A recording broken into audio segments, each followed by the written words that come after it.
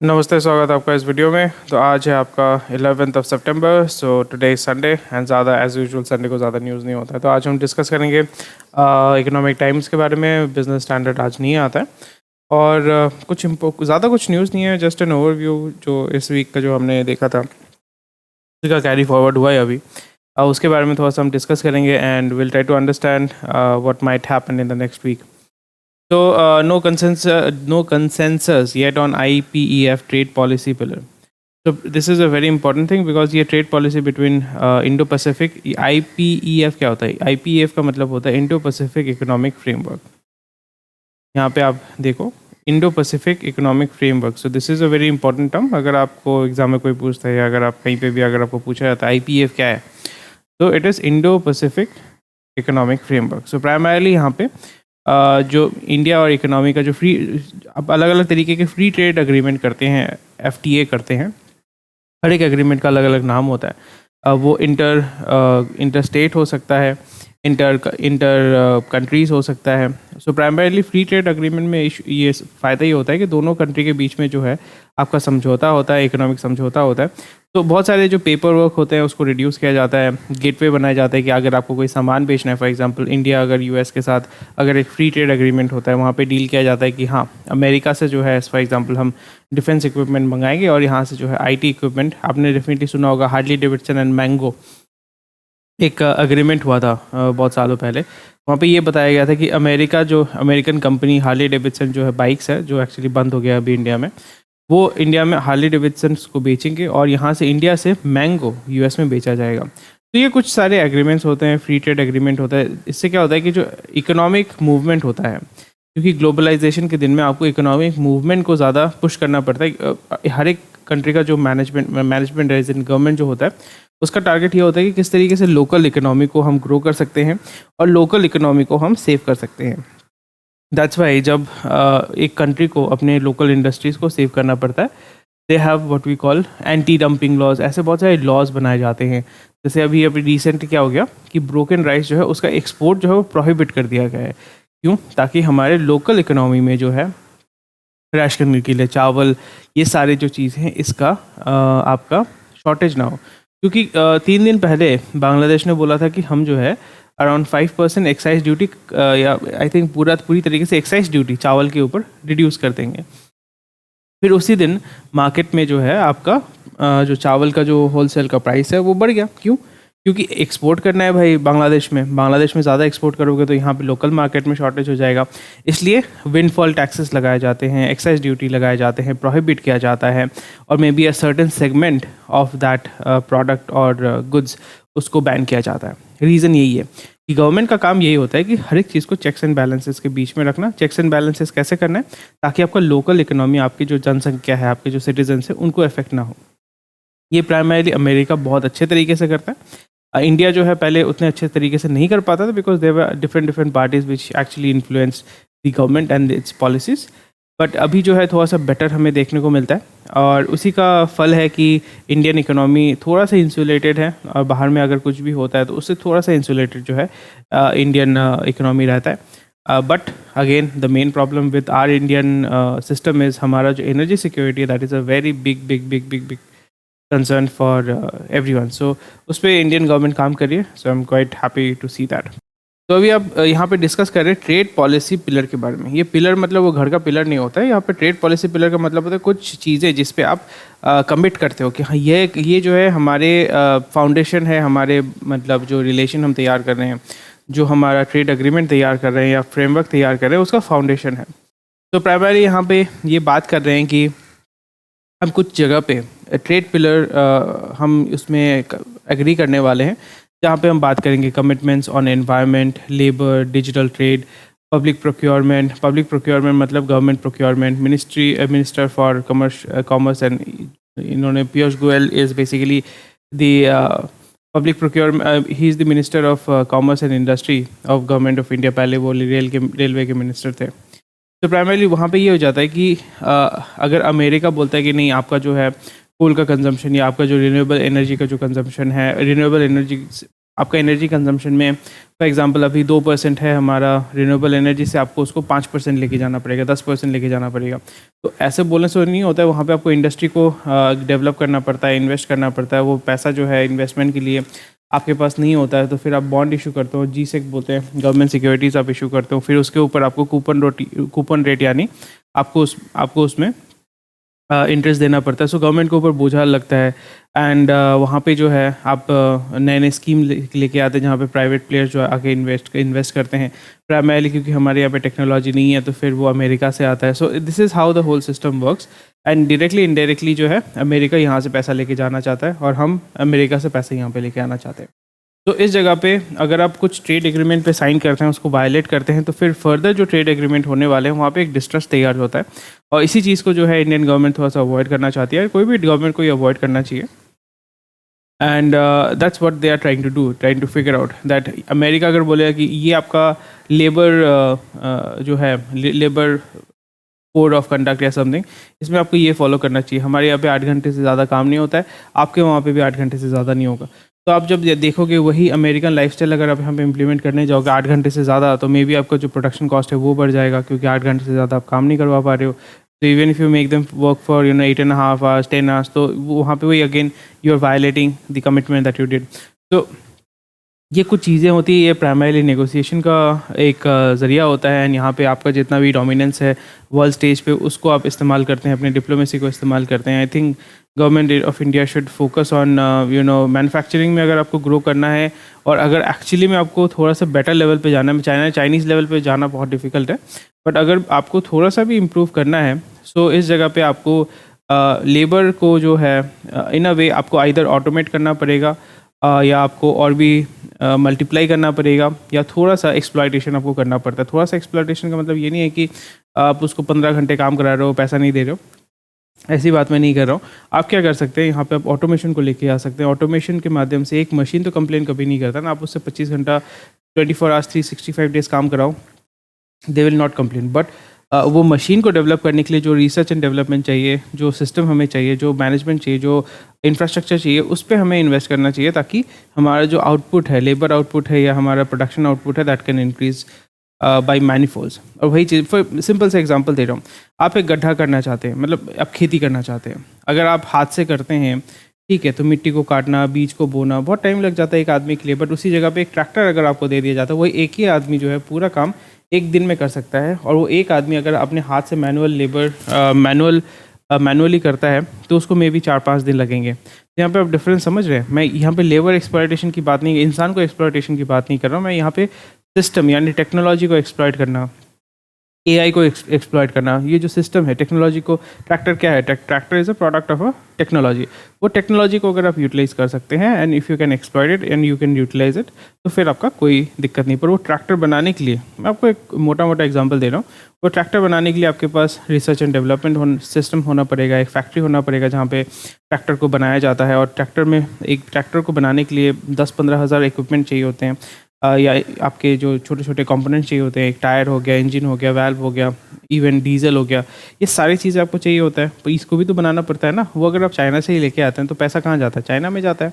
But वही चीज़ अगर आप इंडिया में कर पाते हैं, उसको आप मल्टीप्लाई कर पाते हैं, तो आप सोचिए कि एग्रीकल्चर को आप कितने आसानी से आप उसको अपग्रेड कर सकते हैं, प्रोडक्टिविटी को अपग्रेड कर सकते हैं, और यहाँ पे आपका जो एफिशिएंसी है या आउटपुट है वो भी बढ़ेगा। सो this is how actually you can improve the quality of life and also the productivity, the income, the economic growth. इससे आप बूस्ट कर पाते हो, यहाँ पे कंजम्पशन भी बढ़ता है। सो ये एक मैंने आपको चेन सिस्टम, हर एक चीज़ आपको समझना पड़ेगा। इकोनॉमी में क्या होता है कि हर एक चीज़ जो है वो एक साथ, मतलब they are related to each other.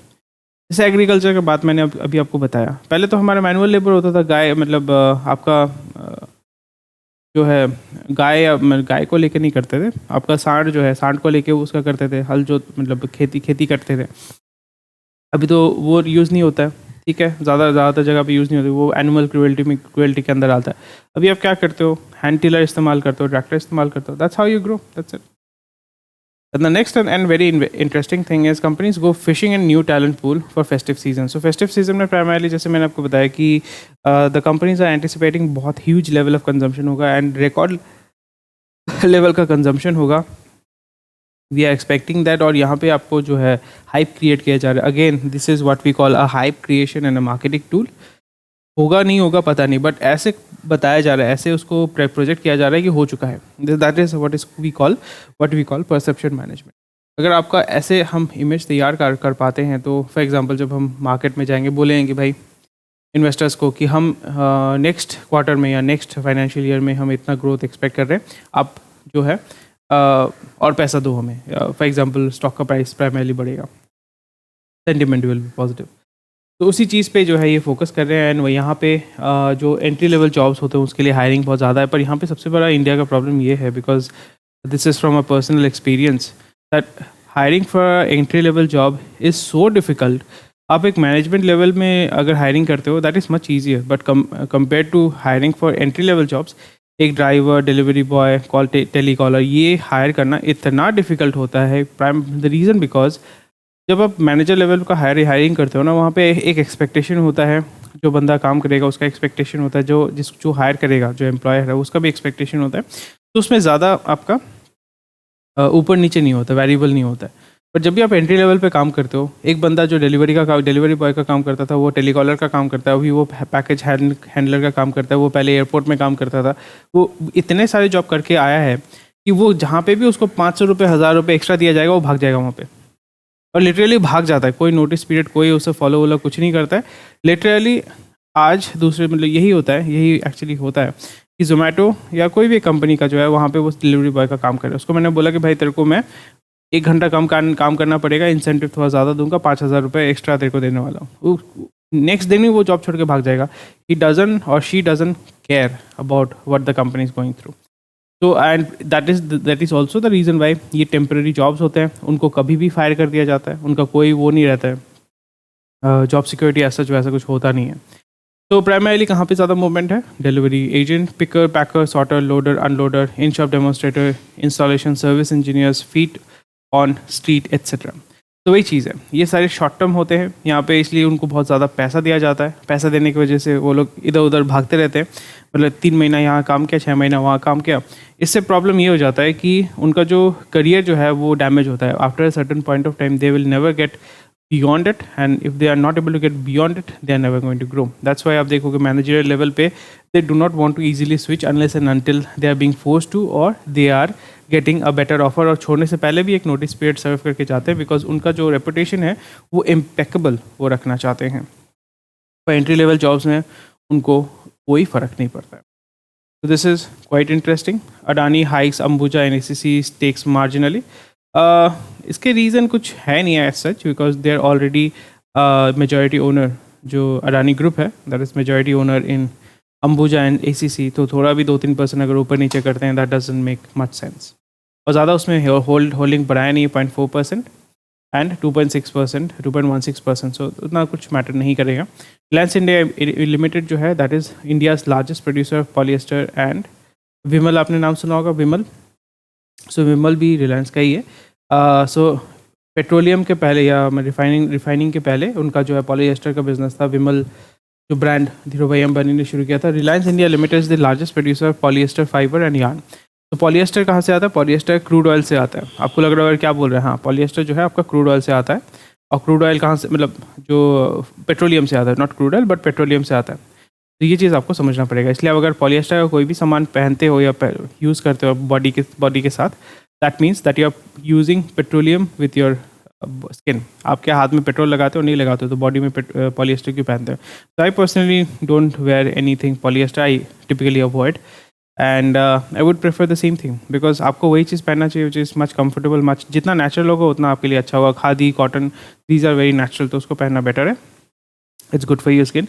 इसलिए आप पॉलीएस्टर पहनोगे तो उसमें हवा आपको, ठीक है, सपोज जर्सी की मैं बात नहीं कर रहा हूँ, बट लॉन्ग टर्म की बात कर रहा हूँ. अगर आप एग्री करते हैं तो मुझे हाँ बोलिएगा, एग्री नहीं करते हैं तो ना बोलिएगा, कोई बात नहीं है. Russia's largest company in talks to set up office in India. तो again very interesting stuff. Again the reason being that Russia का जो मार्केट है, ग्लोबल मार्केट, थोड़ा सा आस्ते आस्ते श्रिंक हो रहा है. And the world will be moving towards nuclear power slowly and gradually. Primarily Europe भी मूव करेगा. अमेरिका में ही मूव करेगा, and all the countries in the world are slowly and gradually going to move towards nuclear because it is much more easier, cheaper, simpler मतलब in terms of maintenance and सब थोड़ा सा, हाँ obviously high grade का है but still cheap है, सस्ता है, लॉन्ग टर्म आप काम करवा सकते हो इससे, और उसमें डेवलपमेंट का काम हो रहा है। और ये जो कंपनी है साइबेरियन कोल एनर्जी कंपनी, ये अपना ऑफिस खोलना चाहती है because they want to increase the amount of coal that is being sold to India, because India का प्राइमरीली, इंडिया के अंदर भी कोल माइनिंग होता है, बहुत अच्छी बात है, बट यूक्रेन में, रशिया में बहुत अच्छा कोल आपका मिलता है एंड बहुत लार्ज स्केल में कोल मिलता है। हम अभी जो है ऑस्ट्रेलिया से मंगवाते हैं बहुत सारे, आप अगर ट्रेन में ट्रैवल करते हो वहाँ पे अगर आप देखते हो मालगाड़ी को, वहाँ पे देखोगे कोल का जो जितने भी ट्रेन्स होते हैं वहाँ पे आप देखोगे product of Australia, imported from Australia, something like that. तो बहुत सारा हाई ग्रेड का कोल जो हम थर्मल पावर प्लांट में इस्तेमाल करते हैं, वहाँ पे थोड़ा सा बेटर क्वालिटी का कोल इस्तेमाल करना पड़ता है। और कोल के भी बहुत सारे ग्रेड्स होते हैं, एंथ्रासाइट होता है जो एकदम ब्लू फ्लेम देता है, और अलग अलग टाइप के होते हैं, लिग्नाइट ऐसे टाइप के।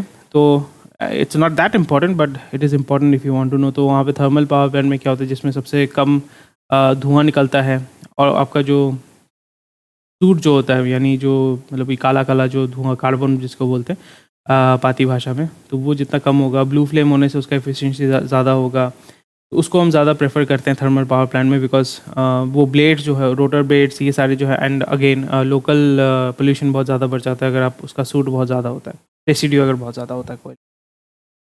तो again the main reason Russia was not typically interested because बहुत लंबा रूट होता है ट्रांसपोर्टेशन का, बट इन रशिया के ईरान के माध्यम से वो उसको रिड्यूस करना चाहते हैं। And Afghanistan can also be a viable option because Taliban right now is obviously anti US, and anti US का मतलब होता है कि they are pro Russia and pro India, India के साथ अच्छे रिलेशन है अफगानिस्तान के टिपिकली, तालिबान इंडिया को डिस्टर्ब उतना करता नहीं है। तो I think there might be a lot of possibilities that pipeline बनाने का, रेल लाइन बना, क्योंकि कोयला तो पाइपलाइन से नहीं ट्रांसपोर्ट कर सकते, बट आपको रेल लाइन चाहिए, एंड इंडिया का जो रेल इंफ्रास्ट्रक्चर है that is so robust right now. अगर इंडियन गवर्नमेंट और रशियन गवर्नमेंट के साथ डील होता है that we would like to have a railway track from India to Russia through Afghanistan, and I think Taliban will be more than happy to do that because Taliban का अगर आप रुख देखते हैं diplomatically, they are very inclined towards India and they are a lot against Pakistan, which is a very good thing. But again यहाँ पे वही होगा कि अमेरिका जो है अपना नाक में डालेगा, चाइना भी बोलेगा भाई इंडिया कैसे स्ट्रांग हो सकता है, अमेरिका बोलेगा इंडिया कैसे स्ट्रांग हो सकता है, इंडिया को हमें दबाना है। So these are the things that needs to be taken care of, and I think slowly and gradually Iran and Afghanistan, India, Russia, they are going to come together, and India जो है China को बोलेंगे कि देखिए भाई US आपके पीछे पड़ा हुआ है, आप हमारे पीछे क्यों पड़ रहे हो, अगर आप चाहते हो कि हम यूएस के साथ मिल के आपके पीछे पड़े तो आपका ही तो प्रॉब्लम होगा। तो this is how diplomacy works, सब हिसाब किताब करके बैठते हैं। तो हमें लगता है कि पब्लिक व्यू में जो डिस्कशन होता है हमें लगता है कि अरे कुछ नहीं हुआ, ये तो वो है, बट जब आप डिप्लोमेटिकली काम करते हैं ना, तो वहाँ पे आप कलर नहीं देखते हैं, नेशन नहीं देखते हैं, आप देखते हैं कि आपको क्या फ़ायदा हो रहा है, और वो दूसरा पार्टी देखता है मुझे क्या फ़ायदा हो रहा है। Where does Byju's go from here? So Byju का इशू यहाँ पे ये हो रहा है कि उन्होंने अपना जो है रिपोर्ट, फाइनेंशियल रिपोर्ट फाइल किया नहीं है, एंड वो डीले कर रहे हैं। तो there might be something which is quite scary going on inside Byju's, क्योंकि बाइजूस अगर बस्ट हो जाता है, लीडो कुछ दिन पहले एक एडटेक स्टार्टअप है, लीडो बस्ट हो गया, मतलब ख़त्म हो गया कंपनी। बाइजू अगर ख़त्म हो जाता है so it will basically destroy the edtech मतलब edtech what do you call industry in India and throughout the world. बहुत बड़ा एक इम्पैक्ट होगा, और उस गैप को, उस इम्पैक्ट को फुलफ़िल करने के लिए बहुत टाइम लगेगा, एंड उस डोमेन में स्टार्टअप फंडिंग बहुत आसानी से नहीं मिलने वाला है, बिकॉज एक बहुत बड़ा जब स्टार्टअप या यूनिकॉर्न या डेकाकॉर्न जब डूब जाता है, डेकाकॉर्न का मतलब होता है जिसका वैल्यूएशन $10 बिलियन से ज़्यादा हो, it is very harmful for the industry, not for the company but for the industry. ये चीज़ ध्यान रखें। क्योंकि ज़्यादा न्यूज़ नहीं है तो मैं थोड़ा सा लॉन्ग खींच रहा हूँ इसको। टू मूनलाइट और नॉट टू, जो प्राइमरीली आईटी कंपनीज बोल रहे हैं कि भाई मूनलाइटिंग जो है वो बंद करना चाहिए। मूनलाइटिंग का मतलब क्या होता है कि एक एम्प्लॉय आपके यहाँ पे भी काम कर रहे हैं और फिर घर जाके दूसरे के लिए भी काम कर रहे हैं। तो this is quite interesting for me, I don't care much, because यहाँ पे एज अ कंपनी आपका टारगेट होना चाहिए कि मेरा जो रिक्वायरमेंट है वो फुलफ़िल हो रहा है कि नहीं। वो अगर फुलफ़िल हो रहा है, वाई शुड यू और why would you bother about it. But still एक होता है कि there is a sense of ownership and also a sense of crude way अगर मैं बोलूँ कि स्लेव ड्राइवर एक कॉन्सेप्ट है। स्लेव ड्राइवर का कॉन्सेप्ट ये होता है कि पहले अगर आप देखते हैं, मैं अमेरिका की बात करता हूँ, तो वहाँ पे प्लांटेशन होते थे, प्लांटेशन, कॉटन प्लांटेशन ये होते थे। एंड वहाँ पे जो ब्लैक्स हैं उनको अफ्रीका से लेके आया जाता था एंड उनको जो है काम करवाया जाता था and they were sold as slaves. मैं ये बहुत सालों की बात नहीं कर रहा हूँ, 1000 सालों की बात नहीं कर रहा हूँ, मैं 50 साल 70 साल पुरानी बात कर रहा हूँ। मतलब 70 साल पहले तो हाँ सेग्रीगेशन था एंड अराउंड 1800s में स्लेव ओनरशिप जो था दैट वाज वेरी कॉमन कि एक ज़मींदार के पास कितने सारे स्लेव ओनर्स हैं। आप एक इंडियन को पूछो, they will be not very happy that, मतलब इंडिया में एक टिपिकल मेंटालिटी है कि अगर आपके पास पैसा है, आप एक ज़मींदार हैं, तो आप ईविल हैं, आप लोगों को मतलब एक्सप्लॉइट करते हैं। पर अमेरिका में भी तो वही था, बट वो सेंस ऑफ वो नहीं देखने को मिलता है, बट हाँ वोकनेस तो है ही वहाँ पे। एनीवे, तो यहाँ पे ये स्लेव ड्राइवर का मतलब होता है कि आप जो है अपने एम्प्लॉयज़ को या एम्प्लॉयज़ को स्लेव की तरह ट्रीट करते हैं और उनको बोलते हैं कि भाई मैंने तेरे को जॉब दिया है तो तू मेरे लिए ही काम करेगा, तेरा और कोई मालिक नहीं बन सकता। सो दिस इज़, ये स्लेव ड्राइवर मेंटालिटी बहुत डेंजरस होता है। रीज़न बिकॉज एक तो होता है कि आप जो एम्प्लॉय होते हैं उसको एक्सप्लॉइट करना शुरू करते हैं, उसको एक कंड्यूसिव एनवायरनमेंट नहीं देते हैं, काम करने के लिए कंफर्टेबल एनवायरनमेंट नहीं देते हैं। इससे उसका परफॉर्मेंस, उसका लाइफ, उसका प्रोफेशनल लाइफ, पर्सनल लाइफ दोनों इफेक्ट होता है एंड एट दी एंड किसी को फ़ायदा नहीं होता है। तो इस जगह पे मून लाइटिंग आईटी सेक्टर में बहुत आसान हो जाता है क्योंकि यहाँ पे आप कंप्यूटर के माध्यम से, कोडिंग के माध्यम से अपना काम कर सकते हैं। अगर आपको फिजिकली किसी फैक्ट्री में काम करना पड़ेगा, तो अगर आप मून लाइटिंग करते हैं तो दूसरे फैक्ट्री में जाके काम करना पड़ेगा, वो पॉसिबल नहीं होता है। बट आईटी सेक्टर में ये पॉसिबल है because everything is done online typically. तो यहाँ पे बहुत सारे कंपनीज जो है वो बोल रहे हैं मून लाइटिंग जो है ख़राब है, ये चीटिंग है, हम यहाँ पे वो करेंगे, ये करेंगे, बिकॉज लीगली आप लोगों को स्लेव नहीं बना सकते लीगली कहीं पे भी। लेबर लॉ होते हैं, लेबर कोड होता है। बट यहाँ पे हमें ये देखने को मिल रहा है that they are trying to impose that kind of a restriction कि आप अगर हमारे यहाँ पे काम करते हैं तो आप दूसरे जगह पे काम नहीं कर पाओगे। जैसे अगर हम यहाँ देखते हैं, an employee will not undertake any public or private office, honorary or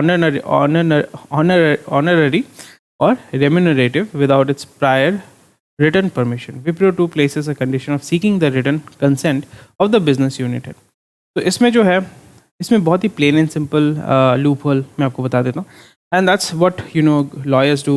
That is not lawyers, I'm not demeaning lawyers or anything, but ये typically एक smart बंदा जो है वो ढूंढता है। कोई भी रूल होता है ना, हर एक रूल का लूप होल होता है। इस रूल का लूप होल मेरे को आप बता सकते हो तो आप वीडियो को पॉज करके कमेंट सेक्शन में लिख दो। अगर आप नहीं बता सकते हो तो आप सुनो। बात ये हो जाता है कि आप जब भी कहीं पे भी मून लाइटिंग कर रहे हो, ठीक है, मून लाइटिंग करके आप अपने अकाउंट में पेमेंट कर ले रहे हो, तो फिर वहाँ पे आपके अगेंस्ट में लीगल कंप्लायंसेस इशू हो सकते हैं कि आप तो इन्फोसिस में काम कर रहे हो, विप्रो में काम कर रहे हो, फिर दूसरे जगह से भी आप अपने अकाउंट में पेमेंट ले रहे हो।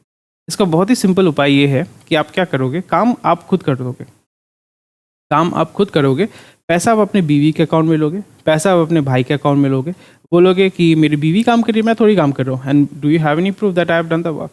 तो this is a very simple and a very easy way how you can find a loophole. वो टैक्सेशन में भी ये लूप होल इस्तेमाल किया जाता है, इसमें भी जो है लूप होल को इस्तेमाल किया जाएगा। तो again and again I would rather say that work based on productivity, not based on आप मेरे यहाँ पे काम, वो स्लेव ड्राइवर मेंटालिटी जब तक रहेगा तो कोई भी इंडस्ट्री और कोई भी कंपनी जो है ज़्यादा देर चल नहीं पाता है। तो that's something which is very interesting. तो anyway, today's video was about this. ज़्यादा कुछ न्यूज़ है नहीं यहाँ पे। तो नेक्स्ट वीक आपको देखने को मिलेगा कि ज़्यादा मार्केट साइडवेज मूवमेंट करेगा, ज़्यादा न्यूज़ एक्चुअली है नहीं। There is not much of what do you call sentimental कुछ मूवमेंट टाइप का। तो that's about it. Thank you for watching this video. कोई क्वेश्चन कोई कमेंट सेक्शन में बताएगा। उसी के साथ साथ आप हमारे टेलीग्राम ग्रुप को ज्वाइन कर सकते हैं। टेक केयर, बाय बाय, जय Hind, and I will see you tomorrow and enjoy your Sunday.